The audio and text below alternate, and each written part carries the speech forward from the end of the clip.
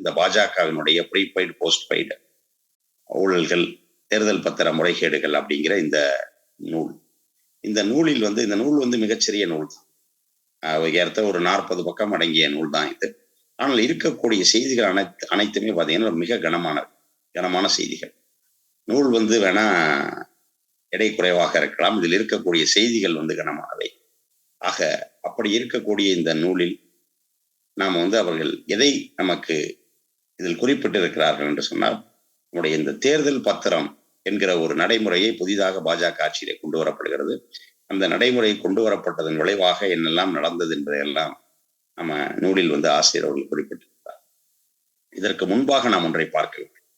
இதற்கு முன்பு 10 ஆண்டு காலம் ஐக்கிய முற்போக்கு கூட்டணி அரசு நடந்த பொழுது ஊழல் ஊழல் ஊழல் என்று சொல்லி கூக்குரலிட்டார்களே, அவர்கள் யாராவது இப்ப பேசினாங்களா அப்படின்னு பார்த்தோம்னா நமக்கு ரொம்ப வியப்பா இருக்கும். இப்போ அண்ணா ஹசாரே என்று ஒருவர் இருந்தார். அவர் தான் அந்த ஆட்சியின் மீது பொதுமக்களுக்கு ஒரு வெறுப்பை தூண்டுகிற வகையில் இந்த ஆட்சி வந்து ஊழல் ஆட்சி என்று உண்ணாவிரதம் எல்லாம் இருந்தார். ஆனால் இப்போ அண்ணா ஹசாரே எதுவும் கோமால இருக்காரான்னு தெரியல. இன்றைக்கு ஆதாரத்தோடு இத்தனை குற்றச்சாட்டுகள், இத்தனை ஊழல்கள் நிரூபிக்கப்பட்டாலும் கூட அண்ணா ஹசாரே போன்றவர்கள் அமைதியாக தான் இருக்கிறார். அதை மட்டுமல்ல, ஊடகங்கள் வந்து இன்றைக்கு ஒன்றுமே இல்லாத 2G ஸ்பெக்ட்ரம் வழக்கை எப்படி அவர்கள் ஊதி பெரிதாக்கினார்கள், ஒன்றுமே இல்லாத ஒரு அதை வந்து எவ்வளவு தூரம் ஊதி பெரிதாக்கினார்கள். ஆனால் அதே சிஏஜி தணிக்கை அதிகாரி வந்து இங்கே வந்து ஒரு 7.5 லட்சம் கோடி ரூபாய்க்கு வந்து ஊழல் நடந்திருக்கிறது என்பதை மிக தெளிவாக குறிப்பிட்டிருக்கிறார். ஆனால் அதை பற்றி எந்த ஊடகங்களாவது பேசி இருக்கிறதா? ஏன்னா இதை நாம பேசலைன்னா யாரும் பேச மாட்டாங்க. இந்த ஊடகங்கள் பேசாத காரணத்தினால் நாம் இதை பேசியாக வேண்டிய கட்டாயத்தில் இருக்கிறோம். ஏன்னா வெறும் 1,76,000 கோடி அது வந்து இழப்பு மட்டும்தானே தவிர இழப்பு என்று கற்பனையாக கணக்கிடப்பட்டது. ஆனால் அது ஏதோ ஒரு மிகப்பெரிய ஊழல் என்று அதை பற்றி செய்தி வெளியிட்டவர்கள் அன்றைக்கு 7.5 லட்சம் கோடியை பற்றி இதை பற்றி எந்த தகவலையும் எவரும் பேசவில்லை. ஆகவே அந்த தகவல்கள் எல்லாமே வந்து ஆதாரத்தோடு இந்த நூலிலே இருக்கிறது. நம்ம பொதுவாக பார்த்தோமே என்று சொன்னால், மக்கள் பிரதிநிதித்துவ சட்டம் 1951 இருக்கக்கூடிய அந்த சட்டத்திலே பிரிவு 29 உட்பிரிவு சி உட்பிரிவு ஏ இதன்படி வந்து ஒரு அரசியல் கட்சிக்கு நாம் நன்கொடையாக அதிகபட்சமாக 20,000 ரூபாய் மட்டும்தான் கொடுக்க வேண்டும். அப்படி 20,000 ரூபாய்க்கு அதிகமாக நாம் ஒரு நன்கொடையாக ஒரு அரசியல் இயக்கத்துக்கு கொடுக்கிறோம் என்று சொன்னால் அதை வந்து காசோலையாகத்தான் நாம் கொடுக்க வேண்டும். அந்த காசோலையில் அந்த நன்கொடையாளருடைய வருமான வரி கணக்கு எண், பேன் நம்பர் வந்து குறிப்பிடப்பட வேண்டும். இதுதான் அந்த சட்டப்பிரிவு வந்து சொல்லுது.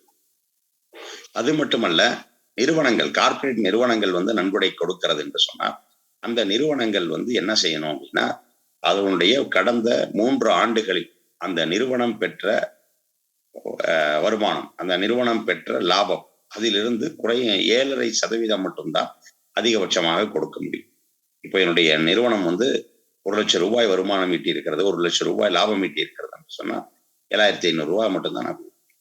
ஆனால் இதை அனைத்தையும் தகர்த்து விட்டு இந்த அடிப்படையெல்லாம் மாற்றி இவர்கள் வந்து 2017 வந்து தேர்தல் நன்கொடை பத்திரம் என்ற ஒன்றை வந்து இந்த பாஜக அரசு வந்து அறிமுகப்படுத்துகிறது. அதில வந்து என்ன செய்யறாங்க அப்படின்னா, 1000 ரூபாய், 10,000 ரூபாய், 1 லட்சம் ரூபாய், 10 லட்சம் ரூபாய், 1 கோடி ரூபாய் ஆகிய தொகைகளுக்கு வந்து பத்திரங்கள் இருக்கும். அந்த பத்திரங்களை வந்து நாம் வாங்கி அரசியல் கட்சிகளுக்கு பரிசளிக்கலாம். அதை வந்து அவர்களை பற்றி எந்த விவரமும் வந்து இதுல இடம்பெறாது. அதுதான் மிக முக்கியமானது. இதற்கு வந்து வரிச்சலுகை கொடுக்கப்படும். நீங்க நன்கொடை கொடுக்கப்பட்ட இந்த நன்கொடைக்கு நம்ம வந்து ஏதாவது ஒரு தொண்டு நிறுவனங்களுக்கு எல்லாம் கொடுத்தோம்னா அந்த 80G பிரிவின் கீழ் வந்து நம்ம வரி விலக்குக்கு வந்து விண்ணப்பிக்கும். அதை போல வந்து இதற்கும் வரிச்சலுகை இருக்கிறது. ஆனால் அதே நேரத்தில் வருமான வரித்துறைக்கு கணக்கு காட்ட தேவையில்லை. இப்ப நான் வந்து ஒரு 1 கோடி ரூபாய் கொடுக்குறேன். அப்போ 1 கோடி ரூபாய் நான் நன்கொடை கொடுக்குற அளவுக்கு இருக்கிறேன்னா அப்ப என்னுடைய ஒட்டுமொத்த நிதி நிலையையும் நாம் வந்து அதுல சொல்லணும். ஆனால் அதை வந்து வருமான வரிக்கு வந்து நாம் கணக்கு காட்ட தேவைகள் இல்லை. அதே போன்று வந்து அதை நான் யாருக்கு வாங்கினேன், யாருக்கு கொடுத்தேன், எதையுமே யாரும் வெளிப்படுத்த வேண்டியது. இப்ப யாருக்கு கொடுத்தேன் என்பதை அந்த நிறுவனம் சொல்ல தேவையில்லை, அந்த நபர் சொல்ல தேவையில்லை. அதே போல யாரிடமிருந்து நான் பணம் வாங்கினேன் என்று சொல்லுவதை வந்து இவங்க சொல்ல தேவையில்லை, பெறுகிற கட்சிகள். இப்படியெல்லாம் தான் இந்த சட்டம் உருவாக்கப்படும். அப்ப இது உருவாக்கப்படும் போது என்ன ஆகுதுன்னா, இது இந்திய ஜனநாயகத்திற்கு எதிரானது, இது முழுக்க முழுக்க சட்டவிரோதமானது என்று சொல்லி சில அமைப்புகள், சில தனிநபர்கள் வழக்கு தொடர்கிறார்கள் உச்சநீதிமன்றம். குறிப்பாக பாத்தீங்கன்னா, அசோசியேஷன் ஃபார் டெமோக்ரஸி ரெஃபார்ம்ஸ் என்று சொல்லுகிற ஏடிஆர் என்கிற ஒரு அமைப்பு, அதே போன்று இந்திய பொது உடைமை கட்சி சிபிஎம், டாக்டர் ஜெயா தாக்கூர் காங்கிரஸை சேர்ந்தவர், இவர்கள் எல்லாம் தனித்தனியாக வழக்கு தொடர்ந்தார்கள். இந்த வழக்கு எல்லாம் ஒன்றாக இணைத்து விசாரிக்கப்படுகிறது. ஏறத்தாழ ஒரு 5 ஆண்டுகளுக்கு மேலாக இந்த வழக்கு இழுத்து கொண்டே போகிறது. அப்படியாகிற ஒரு சூழலில் 2024 நாடாளுமன்ற தேர்தலுக்கு முன்பாகவாவது இந்த வழக்கை முழுமையாக விசாரித்து முடிக்க வேண்டும் என்று சொல்லி அவர்கள் உச்ச நீதிமன்றத்திலே ஒரு மனுதாரர்கள் ஒரு கோரிக்கை வைக்கிறார்கள்.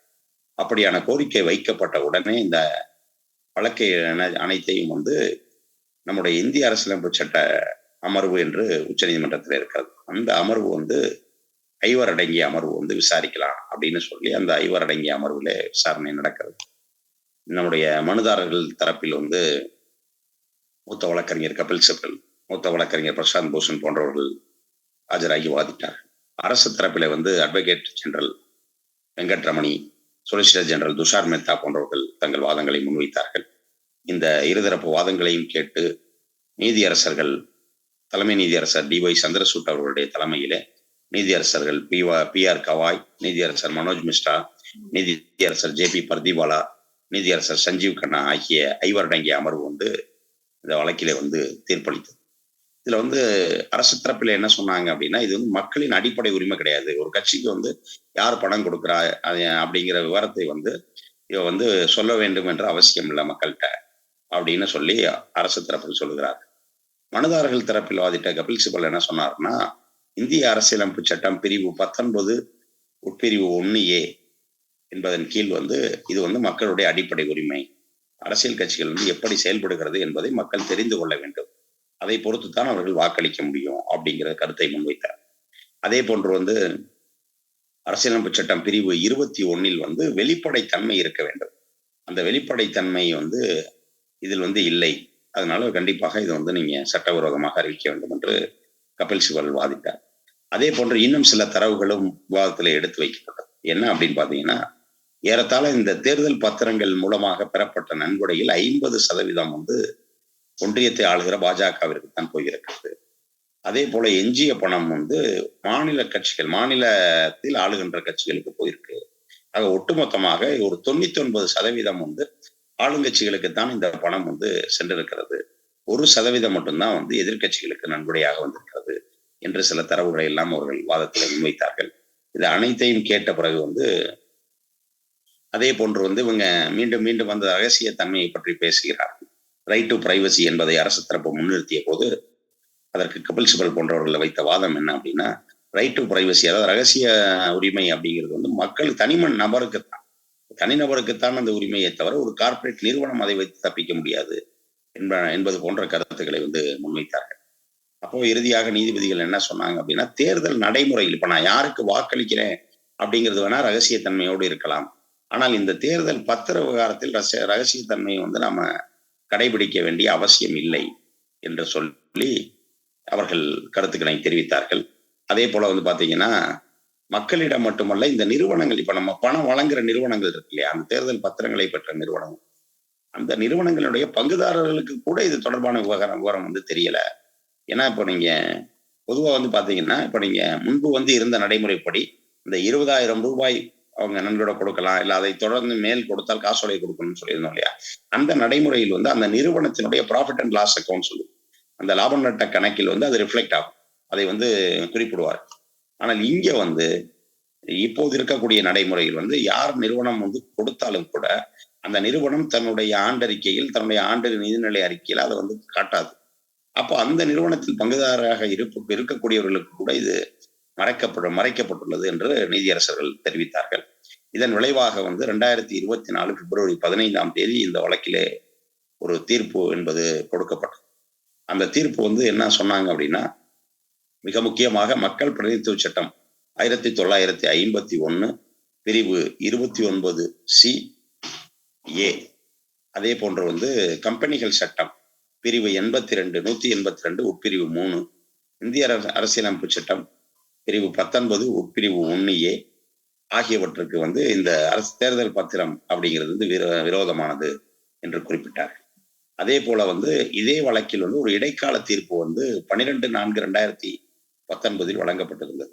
ஆகவே அந்த இடைக்கால தீர்ப்பு வழங்கப்பட்ட 12/4/2019 இந்த தீர்ப்பு இறுதி தீர்ப்பு அளிக்கப்பட்டிருக்கிற 2024 பிப்ரவரி 15 வரையில் இந்த வந்து தேர்தல் நன்கொடை பத்திரங்கள் எவ்வளவு விற்பனை செய்யப்பட்டிருக்கிறது அந்த என்பன போன்ற விவரங்களை வந்து மார்ச் 3 வார காலத்திற்கு, அதாவது தீர்ப்பளிக்கப்பட்டதிலிருந்து 3 வார காலத்திற்குள் மார்ச் 6ஆம் தேதிக்குள்ளாக இந்த தேர்தல் நன்கொடை பத்திரத்தை விற்ற வங்கியான பாரத ஸ்டேட் வங்கி வந்து அந்த விவரங்களை அளிக்க வேண்டும்.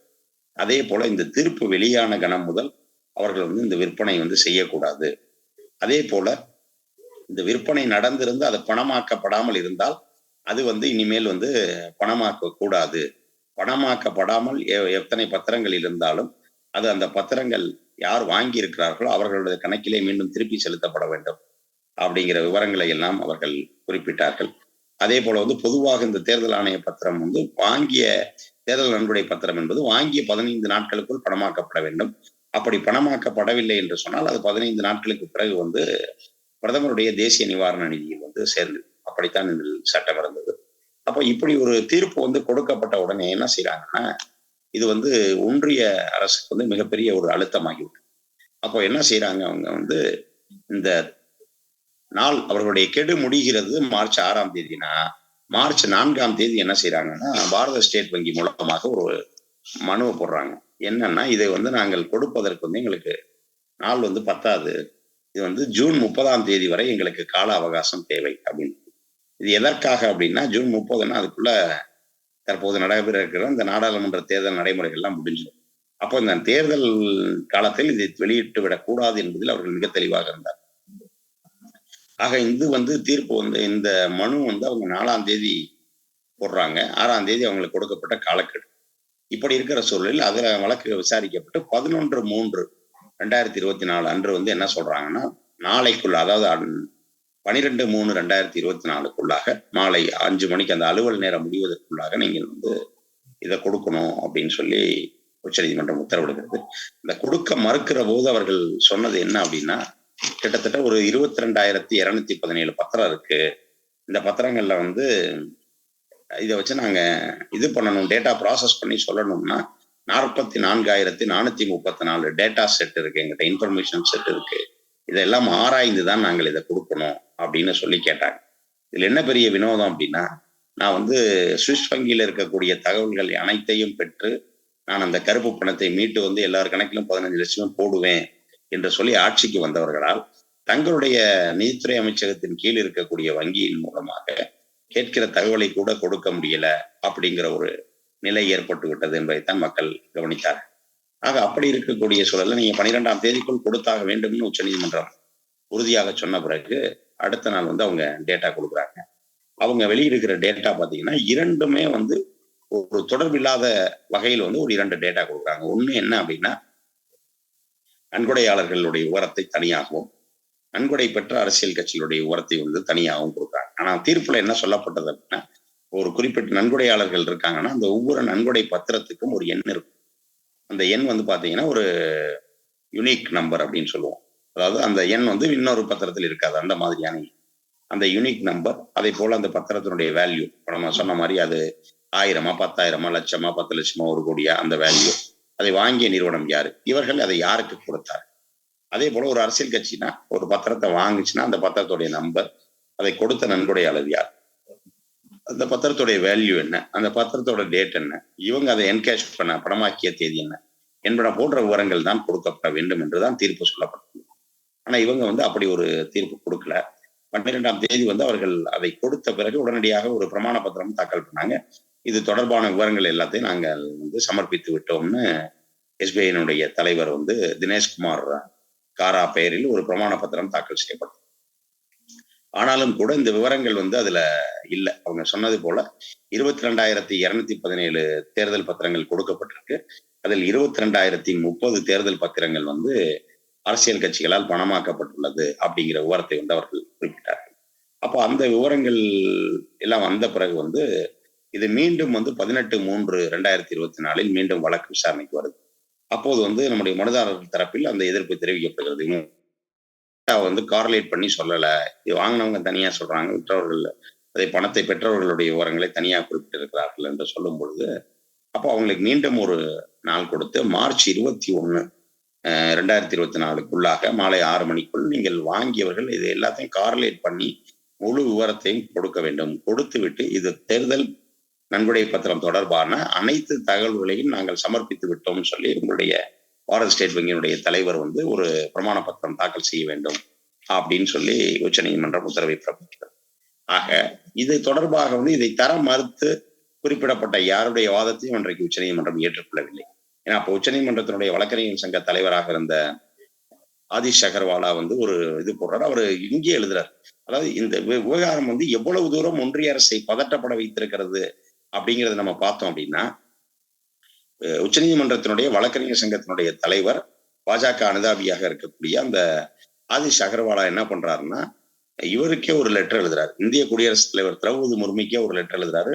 உங்களுக்கு இருக்கக்கூடிய டிஸ்கிரிப்டிவ் பவர், அந்த விருப்புரிமையினுடைய பெயரில் நீங்கள் இதை உடனடியாக தடுத்து நிறுத்துங்க. இந்த தீர்ப்பை நீங்கள் இந்த தீர்ப்புக்கு தடை விதிக்கணும்னு சொல்றாரு. நீங்க இது மாதிரி கொடுக்கப்பட்ட தீர்ப்புக்கு தடை விதிக்கணும் என்று அவர் அந்த கடிதத்தை எழுதுகிறார்.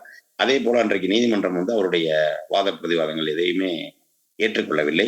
அதே போல மூத்த வழக்கறிஞர் முகுல் ரோத்கியும் ஆஜராகி அவரும் சொல்றாரு, இந்த மாதிரி அவங்க என்ன சொல்றாங்க அப்படின்னா, இப்போ ஒரு கட்சிக்கு ஒரு நிறுவனங்களை கொடுத்துருக்குன்னு தெரிஞ்சுட்டா இன்னொரு கட்சி ஆட்சிக்கு வரும் பொழுது அந்த நிறுவனத்துக்கு சிக்கல் வரும். அதனால இதை தரக்கூடாது என்று இதிலிருந்து அவர்கள் தப்பிப்பதற்கான வேலையை பார்க்கிறார்.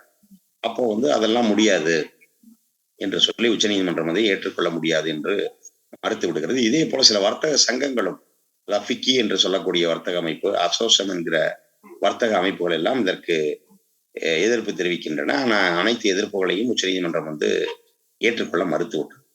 முடிவாக அந்த விவரங்கள் தாக்கல் செய்யப்படும் பொழுது நாட்டிலேயே அதிகபட்சமாக பாஜக தான் பாத்தீங்கன்னா 6,060 கோடி ரூபாய் இதன் மூலமாக நன்கொடை பெற்றிருக்கிறது. இரண்டாவது இடத்துல திரிணாமுல் காங்கிரஸ் இருக்கிறது 1,509 கோடி. அடுத்தபடியாக காங்கிரஸ் கட்சி 1,421 கோடி. அதை தொடர்ந்து பிஆர்எஸ், பாரத ராஷ்டிரிய சமிதி, தெலுங்கானாவில் இருக்கக்கூடிய சந்திரசேகர் ராவ் தலைமையிலான அந்த கட்சிக்கு 1,214 கோடி என்று வரிசையாக கொடுக்கப்பட்டிருக்கு, பெறப்பட்டிருக்கு கட்சிகளாக.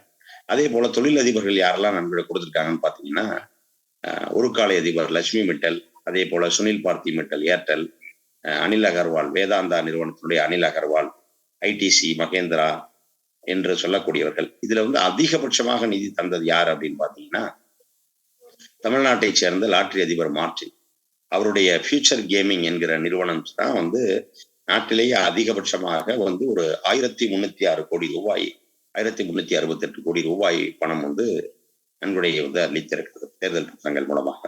அடுத்தபடியா பாத்தீங்க அப்படின்னா, மெகா இன்ஜினியரிங் அண்ட் இன்ஃப்ராஸ்ட்ரக்சர் என்கிற நிறுவனம் 956 கோடி. அதே மாதிரி கிவிக் சப்ளை செயின் பிரைவேட் லிமிடெட் 410 கோடி. கல்டியா எனர்ஜி லிமிடெட் 377 கோடி. எஸ்எஸ் சுரங்க நிறுவனம் 225 கோடி. வேதாந்தா பாத்தீங்கன்னா 401 கோடி. பார்த்தி ஏர்டெல் 196 கோடி. இப்படி தொடர்ச்சியாக நிறுவனங்கள் நன்கொடை அளித்திருக்கிறது. ஒரு 187 தேர்தல் பத்திரங்களுடைய தொகை மட்டும் அது குறிப்பிடப்பட்ட காலக்கெடுவுக்குள்ளாக பணமாக்கப்படாததால் அவை பிரதமருடைய தேசிய நிவாரண நிதியிலே சேர்க்கப்பட்டிருக்கு. இந்த இடத்துலதான் நம்முடைய தலைப்புக்குள்ள வர்ற ஆசை என்ன அப்படின்னா, நம்ம என்ன பண்ணுவோம்னா, ப்ரீபெய்ட் போஸ்ட் பெய்ட் அப்படின்னா நம்ம எல்லாத்துக்கும் தெரியும். ப்ரீபெய்ட்னா நம்ம முதல்ல ரீசார்ஜ் பண்ணிட்டு அந்த காசுக்கு நம்ம பேசுவோம். போஸ்ட் பெய்ட் அப்படின்னா நம்ம பேசிட்டு அதற்குரிய தொகையை செலுத்துவோம். இந்த முறையிலே தான் அவர்கள் இன்றைக்கு தேர்தல் பத்திரம் மூலமாக லஞ்சம் வாங்கியிருக்கிறார்கள் அப்படிங்கிறத சொல்றாங்க. இது என்ன மாதிரியான முறைகளில் இவர்கள் இந்த தேர்தல் நன்கொடை பத்திரங்களை பெற்றிருக்கிறார்கள்னா 4 வகையிலே பெற்றிருக்கிறார்கள். ஒண்ணு பாத்தீங்கன்னா ப்ரீபெய்டு, அடுத்து போஸ்ட் பெய்டு, அடுத்தது மிரட்டி பணம் பறித்தல் அப்படின்றது, 4வது பாத்தீங்கன்னா போலி நிறுவனங்களுக்கு அனுமதி. ஆக இப்படியாக 4 வகையிலே அவர்கள் பறித்தார். எப்படி அப்படின்னா, அந்த ப்ரீபெய்டு அப்படிங்கிறது என்னன்னா, ஒரு நிறுவனம் முதலிலே தேர்தல் நன்கொடை பத்திரத்தை வாங்கிவிடும். வாங்கினதுக்கு பிறகு அந்த நிறுவனத்திற்கு ஒரு அரசுடைய கான்ட்ராக்டோ இல்ல ஒரு திட்ட அனுமதியோ கொடுக்கப்படும். உதாரணத்துக்கு பாத்தீங்கன்னா, ஒரு 2004 கோடி ரூபாய் நன்கொடை கொடுத்த 38 பெரு நிறுவனங்களுக்கு ரூபாய் 3.8 லட்சம் கோடிக்கு வந்து மதிப்பிலான 179 முக்கிய ஒப்பந்தங்கள் வந்து கொடுக்கப்பட்டது. அப்ப இதுல என்ன காட்டுதுன்னா, இவர்கள் வந்து அந்த தேர்தல் நன்கொடை பத்திரங்களை பெற்றுக்கொண்டு அந்த நிறுவனங்களுக்கு ஆதாயம் தரும் வகையிலே செயல்பட்டு இருக்கிறார்கள் அப்படிங்கிறது வந்து நமக்கு இதுல தெள்ள தெளிவாக தெரிகிறது.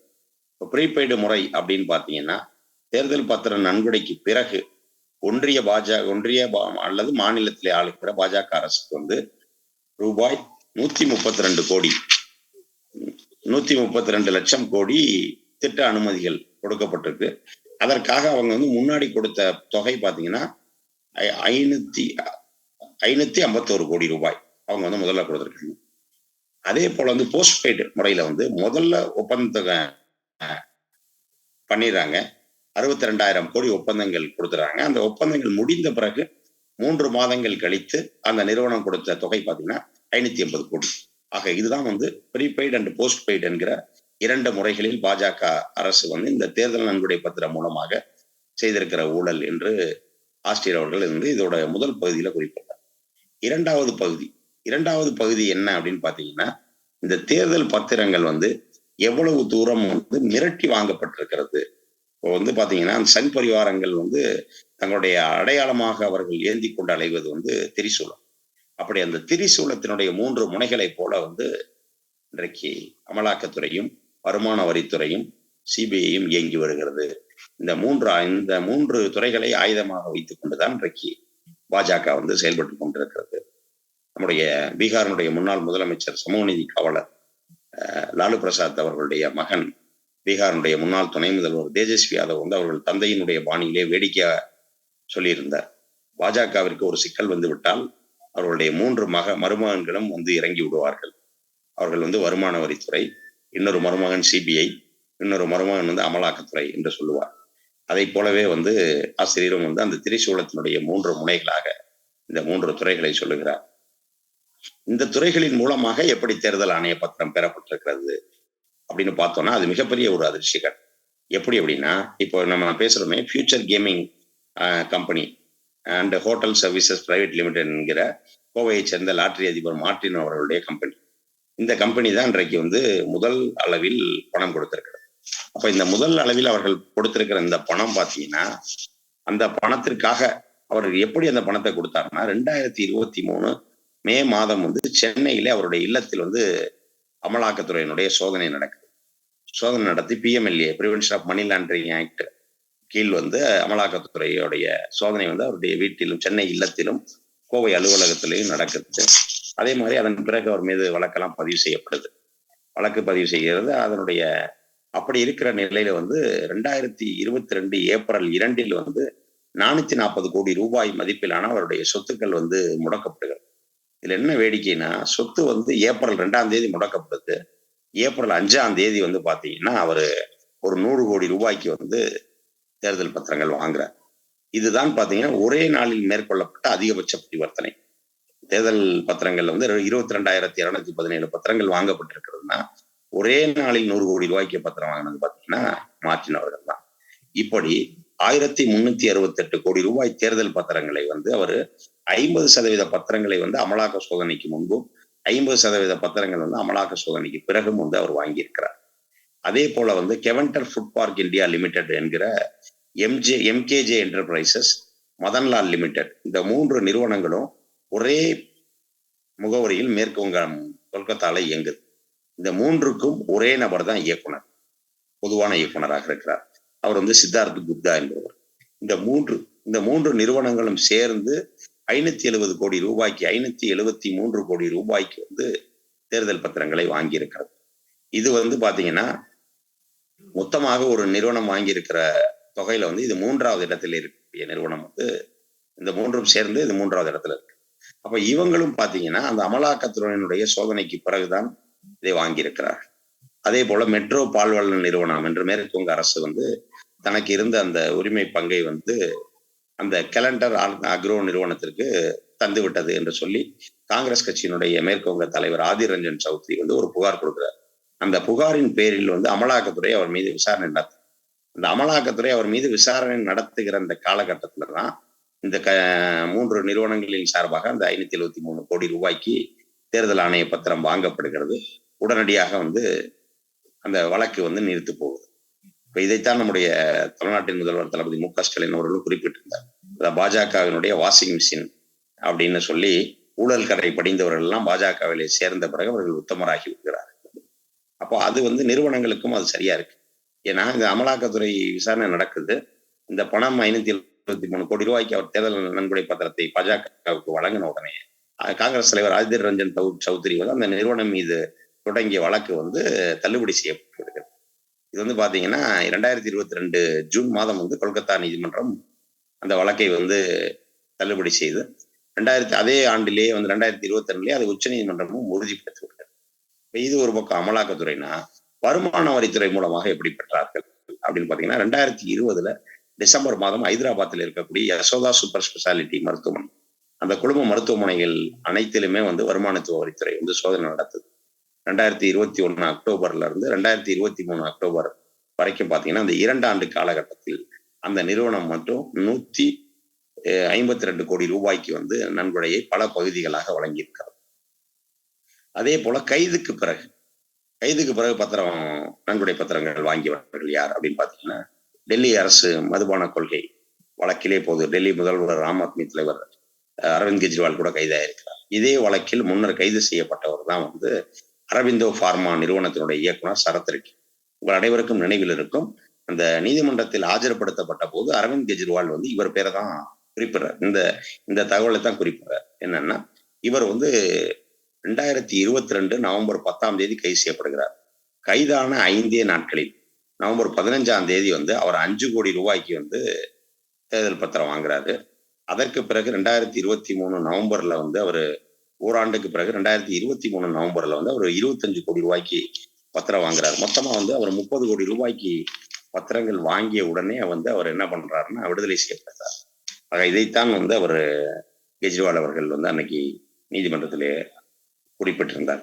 அதே போல பாத்தீங்கன்னா இன்னும் நிறைய பேர், இப்ப சீரடி சாய்பாபா எலக்ட்ரிக்கல் நிறுவனம் அப்படிங்கிற ஆந்திர மாநிலம் கடப்பாளர், அங்கே வந்து வருமான வரி சோதனை நடந்த பிறகு 2024 ஜனவரி 11 வந்து அது வந்து 40 கோடி ரூபாய்க்கு தேர்தல் பத்திரங்களை வாங்கியுள்ளது.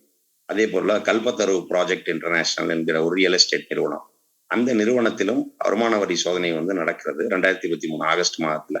அதற்கு பிறகு பாத்தீங்கன்னா அந்த நிறுவனம் வந்து அக்டோபர் வரையிலான காலகட்டத்தில் ஒரு 25.5 கோடி ரூபாய்க்கு வந்து தேர்தல் பத்திரங்களை வாங்கியிருக்கிறது. ஆக இது எல்லாமே வந்து ஏதோ நாம் வந்து ஒரு அரசியலில் அவர்களுக்கு எதிர்நிலையில இருக்கிறோம் என்பதற்காக நாம் சொல்லுகிற செய்தி அல்ல.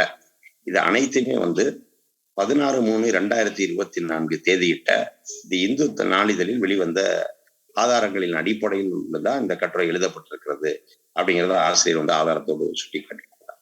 இது வந்து 2வது பகுதி இந்த நூலிலே. 3வது பகுதி பாத்தீங்கன்னா தேர்தல் பத்திரங்களுக்குள் தோண்ட ஊழல் என்கிற ஒரு 3வது. இதுல என்னன்னா ஊழலை சட்டப்பூர்வமாக்குவதற்காக பாஜக கண்டறிந்த வழிமுறை தான் இந்த தேர்தல் பத்திரங்கள் அப்படின்னு ஆசிரியர் அவர்கள் குறிப்பிடுகிறார். அதே போல வந்து இது பல்வேறு காலகட்டங்களில் நாம் இதை பற்றி சொன்னாலும் கூட இது தொடர்பான எந்த செய்திகளையும் அவர்கள் இது பண்ணல.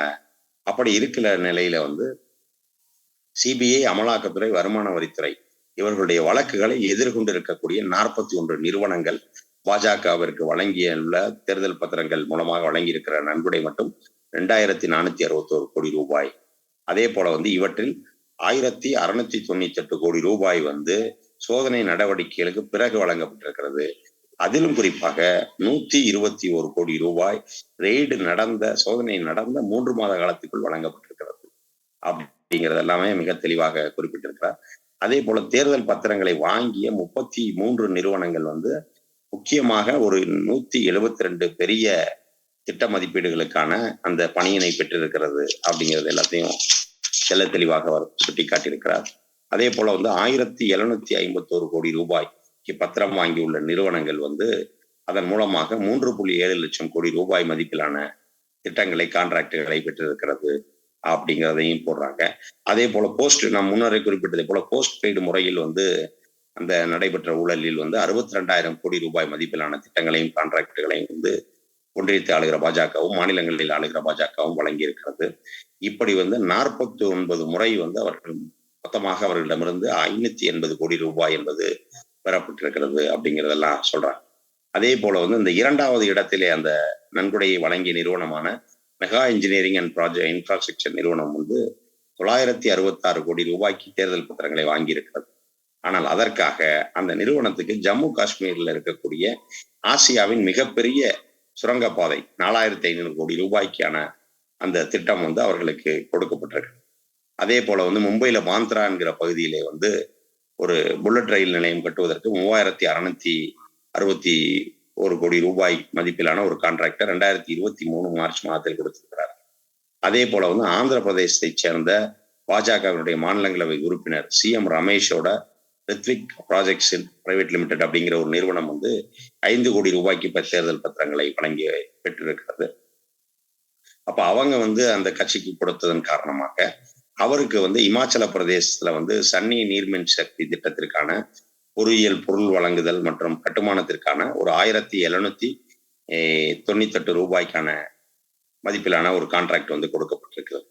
அதே போல உத்தரகாண்டை சேர்ந்த ஒரு கான்ட்ராக்ட்.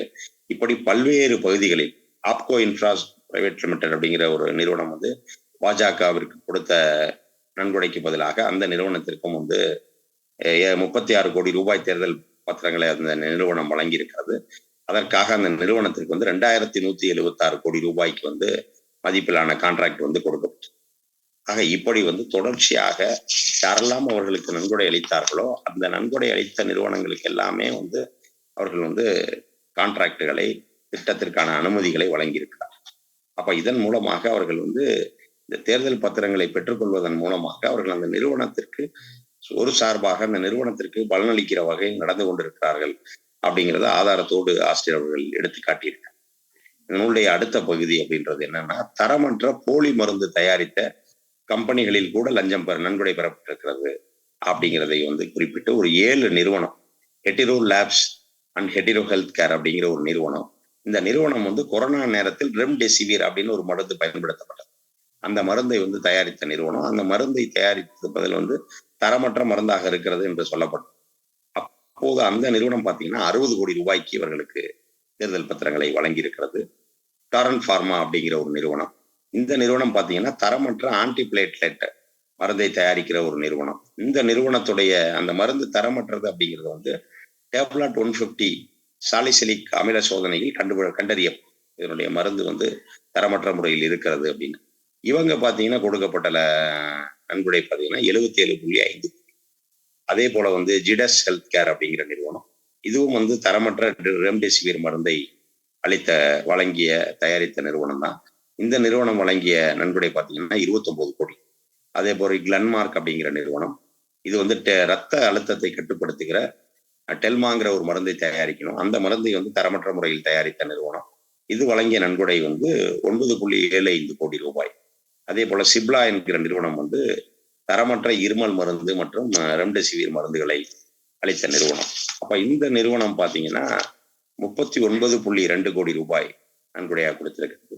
அதே போல IPCA லேபார்டரி லிமிடெட் அப்படிங்கிறது ஒட்டுண்ணி எதிர்ப்புக்கான மருந்து லாரியோகோ அப்படிங்கிற ஒரு மருந்தை தயாரிக்கிற நிறுவனம். அந்த நிறுவனம் 13.5 கோடி ரூபாய் தேர்தல் பத்திரங்கள் மூலமாக வழங்கி இருக்கிறது. அதே போல இண்டஸ் பார்மாசூட்டிக்கல் என்கிற கம்பெனி எனாப்ரில் 5 அப்படிங்கிற ஒரு டேப்லெட்டை தயாரிக்கிற நிறுவனம். இந்த நிறுவனம் தரமற்ற மருந்துகளை விற்பனை செய்து 20 கோடி ரூபாய். அப்போ இதன் மூலமாக பாஜக என்ன செய்திருக்கிறது அப்படின்னா, முழுக்க முழுக்க மக்களுடைய உயிரிலே விளையாடி இருக்கிறது. இப்ப நீங்க ஒரு நிறுவனத்துக்கு சில சலுகைகளை கொடுக்கிறீர்கள், அந்த சலுகைக்காக பணம் பெறுகிறது என்பது வேறு. ஆனால் இதில் தரமற்ற மருந்துகளை தயாரிக்கிற நிறுவனம்னா, அப்ப அந்த மருந்து புழக்கத்திற்கு வந்தால் அது என்ன விளைவுகளை இந்த நாட்டிலே ஏற்படுத்தும் என்று தெரிந்து கொண்டே இவர்கள் அதை செய்திருக்கிறார்கள். ஏதோ இவர்கள் வந்தா பணம் நாட்டை பாதுகாப்பார்கள் அப்படிங்க 56 இன்ச் பிரதமர் என்றெல்லாம் சொல்லப்பட்ட நிலையில, ஆனால் இவர்கள் என்ன செய்கிறார்கள், அந்த சொந்த நாட்டினுடைய மக்களையே கூட ஒன்று குவிப்பதற்கு தரமற்ற மருந்துகளை தயாரிக்கிற நிறுவனங்களிடம் நன்கொடையாக பணத்தை பெற்றுக்கொண்டு அந்த நிறுவனங்களை எல்லாம் தொடர்ச்சியாக மருந்துகளை தயாரிக்கப்பட்டிருக்கிறார்கள். அதே போல இந்த நூலிலே ஒரு இணைப்பையும் ஆசிரியர் கொடுத்திருக்கிறார். அது நான் முன்னரே குறிப்பிட்டதை போல பாஜகவின் மெகா ஊழல் 7,00,000 கோடி என்கிற அந்த ஊழல்கள், அதாவது வந்து சிஏஜி அறிக்கை எப்படி நம்முடைய கொள்கை குன்ற மன்னன் ராசா அவர்களையும் கனிமொழி போன்றவர்களை எல்லாம் வழக்கிலே இணைத்து அன்றைக்கு ஸ்பெக்ட்ரம் வழக்கு வந்து 1,76,000 கோடி ரூபாய் இழப்பு ஏற்பட்டுள்ளது அப்படின்னு தான் சிஏஜி அறிக்கை சொன்னது. ஆனா அதற்கு வந்து பார்ப்பன ஊடகங்கள் அதை மிக ஊதி பெரிதாக்கி அந்த ஐக்கிய முற்போக்கு கூட்டணி அரசையும் திராவிட முன்னேற்ற கழகத்தையும் வீழ்த்தியதற்கு அதை பயன்படுத்தினார். இதுல என்ன ஒரு பெரிய விஷயம் அப்படின்னா, இதை சொன்ன வினோத் ராய் வந்து கடைசி வரைக்கும், அவர் தான் சிஏஜி, அந்த வினோத் ராய் இதை கடைசி வரைக்கும் நீதிமன்றத்தில் அதை நிரூபிக்கிறார். நீதிமன்ற விசாரணைக்கும் கூட அவர் வரவில்லை. ஆனா அதே வினோத் ராய் பாஜக அரசு வந்த பிறகு அவருக்கு வந்து ஒரு பலனளிக்கும் ஒரு பதவி கொடுக்கப்படும், அரசு பதவி கொடுக்கப்படுது. எப்பொழுதெல்லாம் இவர்கள் சட்டத்தை வளைக்கிறார்களோ அப்போதெல்லாம் அதற்கு துணை புரிவர்களுக்கு இவர்கள் வந்து நல்லதொரு பரிசை, அதாவது புதிய புதிய பதவிகளை வழங்குகிறார். போலி என்கவுண்டர் வழக்கில் அமித்ஷாவை விடுவித்த தமிழ்நாட்டை சேர்ந்த நீதியரசர் சதாசிவத்துக்கு கேரள ஆளுநர் பதவி வழங்கப்பட்டது. அதே போல வந்து அயோத்தி வழக்கில் இந்த இவங்க தான் வைத்துக் கொள்ளலாம், இந்துக்களுக்கு தான் இந்த கோவில் சொந்தம், இந்த கோவில் இடம் சொந்தம் என்ற தீர்ப்பை வழங்கிய அந்த 5 நீதிபதிகளில் பார்த்தீங்கன்னா ஒருவர் வந்து ரஞ்சன் கோகாய் மாநிலங்களவை உறுப்பினராக்கப்பட்டார். அதில் இருந்த ஒரே ஒரு இஸ்லாமியரான நசீர் அவர்கள் வந்து இன்றைக்கு ஆந்திர மாநிலத்தினுடைய ஆளுநராக இருக்கிறார். ஒருவர் வந்து தேசிய கம்பெனிகள் வாரியத்தினுடைய தலைவராக இருக்கார். ஒருத்தர் வந்து தேசிய சட்ட பல்கலைக்கழகத்தினுடைய வேந்தராக இருக்கிறார். இப்படி பல அவர்களுக்கு பலனளிக்கக்கூடியவர்கள் வகையில தீர்ப்பளித்த நீதிபதிகளை கூட அவர்கள் வந்து வெவ்வேறு பதவிகளை கொடுத்து அவர்களை திருப்திப்படுத்தினார்கள்.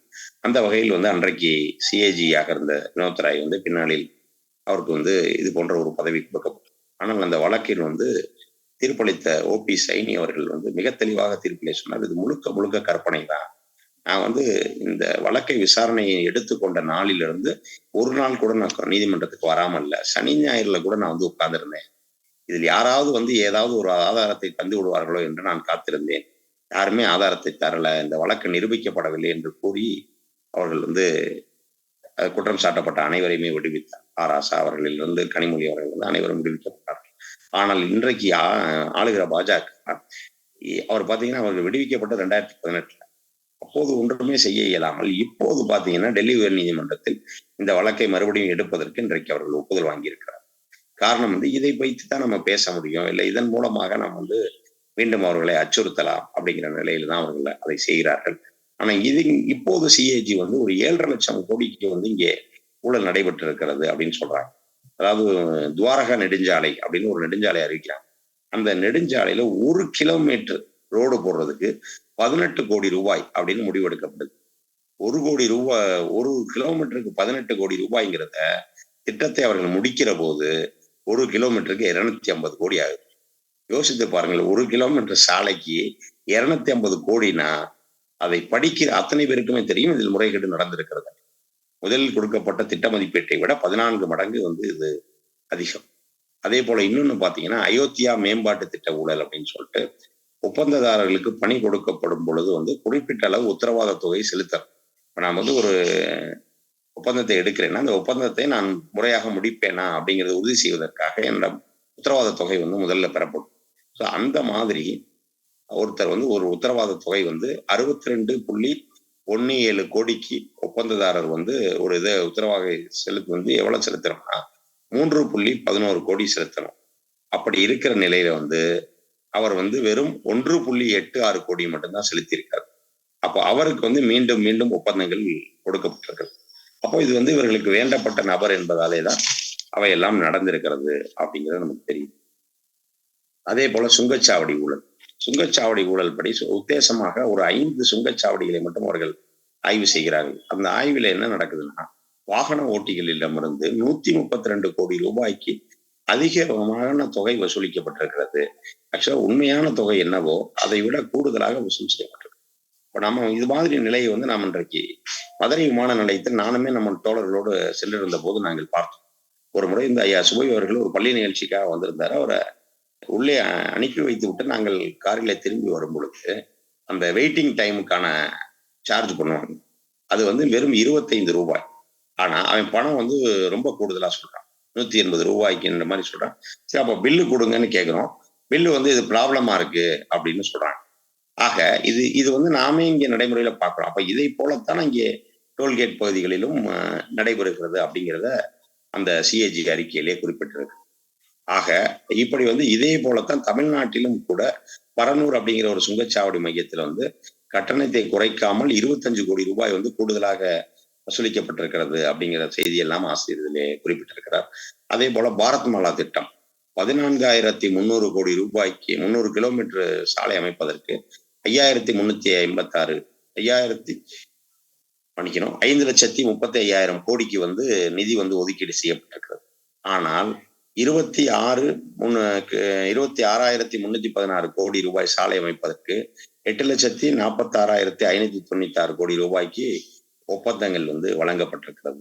இப்படி ஒன்றிய அமைச்சரின் ஒப்புதலின்படி 1 கிலோமீட்டர் சாலை அமைக்க 15.37 கோடி அப்படிங்கிற ஒரு நிலையில இவங்க என்ன பண்ணிருக்காங்கன்னா 32.17 கோடி ரூபாய்க்கு வந்து திட்டத்தை வந்து செலவு செய்திருக்கிறார்.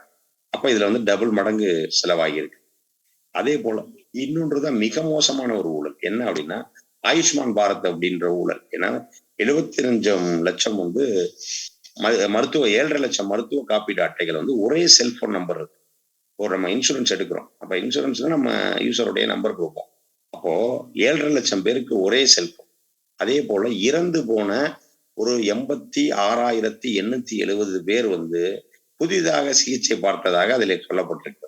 அப்படி சொல்லி பணம் வாங்கியிருக்காங்க.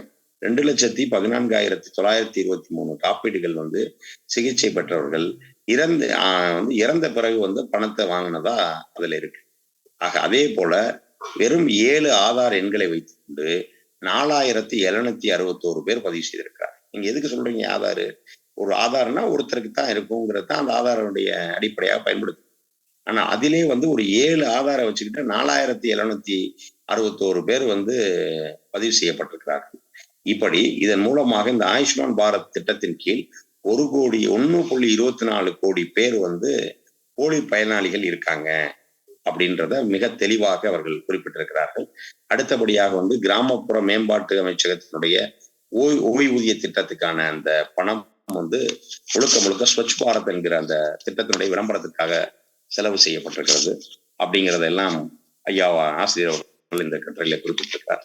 நிறைவாக ஒரு செய்தியை அந்த ஆசிரியர் அவர்கள் குறிப்பிட்டிருக்கிறார். அது என்ன அப்படின்னா இந்த தேர்தல் பத்திரங்கள் தான் உலகத்திலேயே ஒரு மிகப்பெரிய ஊழல்.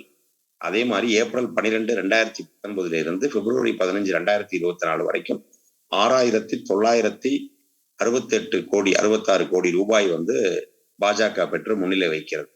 இந்த நிலையில வந்து தேர்தல் பத்திரங்களில் உலகிலேயே மிகப்பெரிய ஊழல் இந்த ஊழல் தான். இதை வந்து இதுதான் ஒரு இன்றைக்கு நிலைமையில் இந்தியாவில் மிக முக்கியமான பிரச்சனை. இந்த தேர்தல் வந்து இந்தியா என்டிஏ கூட்டணிகளுக்கு இடையான தேர்தல் இல்ல, பாஜகவிற்கும் இந்திய மக்களுக்கும் இடையே நடக்கக்கூடிய ஒரு யுத்தம். ஆகவே வந்து இதற்கும் மேல் பாஜக வந்து வெற்றி பெற்றால் இந்த நாடு வந்து மிக கடுமையாக தண்டிக்கப்படும் அப்படிங்கிறத நாம் மாற்று முகாமில் இருக்கக்கூடிய நாம் சொல்லவில்லை. ஒன்றியத்தை ஆளுகிற பாஜக அரசிலே நிதியமைச்சராக இருக்கக்கூடிய நிர்மலா சீதாராமன் அவர்களுடைய கணவர் பரக்கலா பிரபாகர் அவர்கள் குறிப்பிட்டிருக்கிறார். அந்த செய்தியையும் இந்த நூலிலே குறிப்பிடப்பட்டிருக்கிறது. இப்படியாக ஆசிரியர் அவர்கள் இந்த சிறிய நூலிலும் கூட மிக தெளிவாக புள்ளி விவரங்களோடு ஆதாரபூர்வமான செய்திகளை அந்த தொகை உள்ளிட்ட விவரங்களோடு மிக தெளிவாக கொடுத்திருக்கிறார்.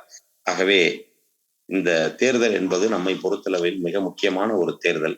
ஏனென்று சொன்னால் இது இந்தியா சந்திக்கிற ஒரு 18வது நாடாளுமன்ற தேர்தல். மற்ற 17 நாடாளுமன்ற தேர்தல்கள் வந்து பாத்தீங்கன்னா இந்த நாட்டை யார் ஆள வேண்டும் என்று முடிவு செய்த தேர்தல். ஆனால் இன்றைக்கு இந்த 18வது நாடாளுமன்ற தேர்தல் யார் இந்த நாட்டை ஆளக்கூடாது என்பதை முடிவு செய்ய வேண்டிய தேர்தல். அது மட்டுமல்ல, இந்தியாவில் இன்னும் தேர்தல் நடைமுறைகள் தொடர்ந்து இருக்க வேண்டுமா, இல்லை இந்தியா சர்வாதிகாரத்தை நோக்கி செல்ல வேண்டுமா என்பதை நாம் முடிவெடுக்க வேண்டிய தேர்தல். வாய்ப்புக்கு நன்றி, வணக்கம்.